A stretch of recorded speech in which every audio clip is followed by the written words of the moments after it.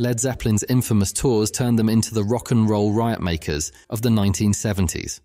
As Led Zeppelin's concerts broke attendance records across America, the band was dismissed by critics, while gaining a reputation for unprecedented debauchery, thanks to tales of chaos that followed them, sometimes true. The mayhem of their concerts and the grueling schedule keeping them away from home and family are part of the reason why the biggest selling group of all time could not continue on. Peter Grant, the band's manager, had helped create this mythological appeal of Led Zeppelin, making them feel untouchable to fans.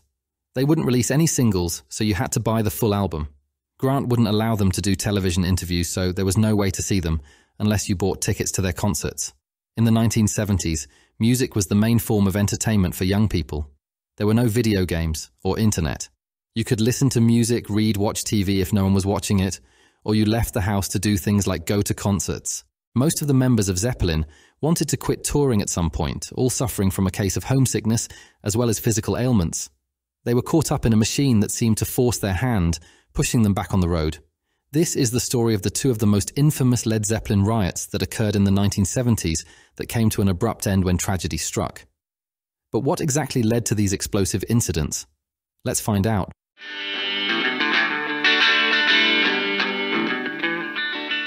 It was just this awesome blend of epic emotionality and really hard rock, said Hammer of the Gods author Stephen Davis, who covered Led Zeppelin on their 1975 world tour. They were just a kick-ass band with an incredible guitar player, a screaming singer, and one of the greatest drummers that has ever played in rock and roll. By 1975, Led Zeppelin was really the biggest rock band in the world. Boston, January 6, 1975. Boston was an important beginning in Led Zeppelin history, as it was one of the places where they broke out when they first started touring the US in 1969, playing at the Boston Tea Party Club. They returned the following 3 years, playing 9 or 10 times throughout the Boston area. On January 6th, it was announced that tickets would go on sale the next morning for Zeppelin's upcoming show at the Boston Garden. The buzz began, and the city was, well, let's say, a tad bit interested in the concert. That afternoon, a line began to form. And as the day goes on, more and more people begin showing up, and soon a crowd of between 2,000 to 3,000 is in line outside Boston Garden, waiting to buy tickets to Led Zeppelin. For years and years, we had people line up overnight to wait for tickets, recalls Stephen Rosenblatt, the ticket office manager at Boston Garden on that January night. But we never had anything like this. Many people showed up wearing jean jackets, and as the night went on, the temperature dropped into the single digits, and people were doing what they could to keep warm in the freezing cold. Around midnight, someone was able to pry open the garden doors, and fans were told they could wait inside until the box office opened the next morning, provided they behaved. Soon hundreds of beer-drinking, bottle-throwing Led Zeppelin fans had the run of Boston Garden. Davis describes the scene. They were passing bottles of Boone's Farm apple wine, Ripple and joints, and generally getting rowdy. The kids broke into the beer concessions and started feeding themselves, Davis continues. And when the next shift came on, they turned the fire hoses on them. Then they turned the fire hoses on Boston Garden. Then they started to torch the seats. Rosenblatt explains, "You couldn't have this kind of crowd running around untethered inside the building, so we decided to open the ticket windows."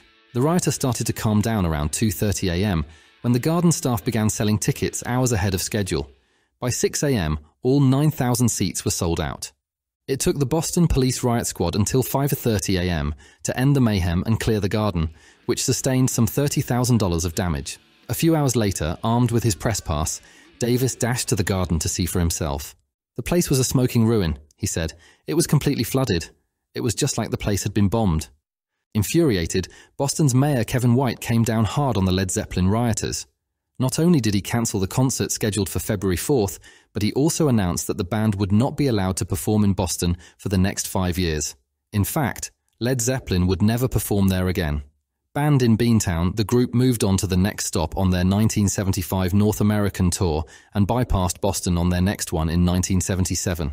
That tour would be Led Zeppelin's last in the United States, so they never did get to return to Boston to play live, since they disbanded in 1980. In August 1975, Robert Plant was on vacation with his family in Greece when he lost control of his car, which nearly killed his wife and broke his ankle and elbow.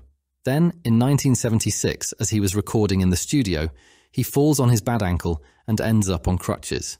He explains, "Enthusiasm got the better of me. I was running to the vocal booth with this orthopedic crutch when down I went, straight on the bad foot. There was an almighty crack and a great flash of pain, and I folded up in agony.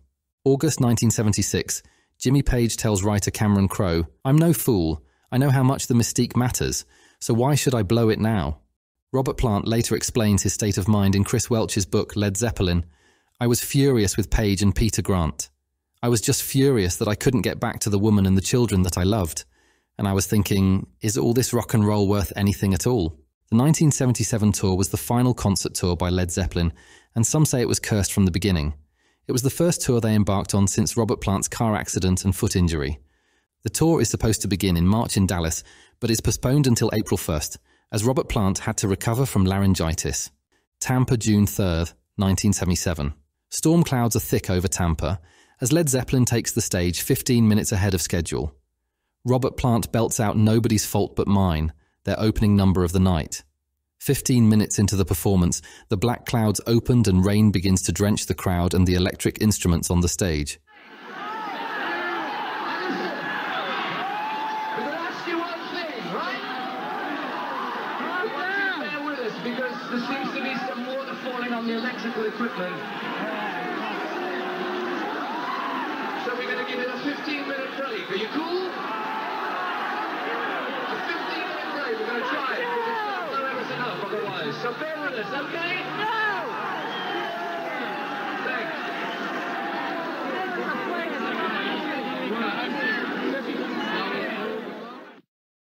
The band lay down their instruments and exit the stage. The Tampa Bay Times reported the next day, the band refused to come back out on stage despite what police say was an appeal that the thunder shower would soon move over. By 9:15 p.m., the group had left the stadium, leaving more than 70,000 fans, many whom paid as much as $12 a ticket with nothing to do. Soon an announcement is made that the show is cancelled and a rain check will be issued.